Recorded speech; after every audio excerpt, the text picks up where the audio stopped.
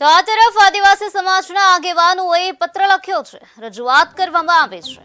મુખ્યમંત્રી ભૂપેન્દ્ર પટેલને પત્ર લખવામાં આવ્યો છે।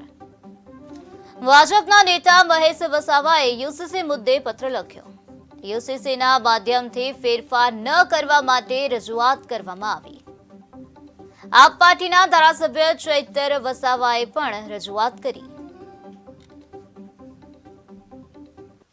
ભારતના બંધારણ 1952ની અંદર સમાન અધિકાર આપી જ દીધા છે અને અત્યારે ગુજરાત સરકારે જે જાહેરાત કરી છે યુસીસી લાવવા માટે એની અંદર 5 સભ્યોની સમિતિ બનાવી છે। એમાં સુપ્રીમ કોર્ટના નિવૃત્ત જજ અને અન્ય બીજા 4 જણા।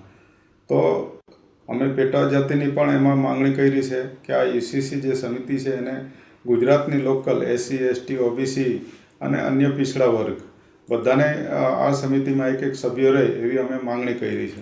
પણ આ યુસીસી લાવવાની આઝાદી પછી આ કંઈ જરૂર છે જણાતી નથી, કેમ કે યુસીસી લાવવાથી મને એવું લાગે છે કે જે આદિવાસીનું આરક્ષણ, એસસીનું આરક્ષણ અને ઓબીસીનું આરક્ષણ છે એને આડકતરી રીતે ખતમ કરવાનું આ મોટામાં મોટું ષડયંત્ર અમને લાગે છે।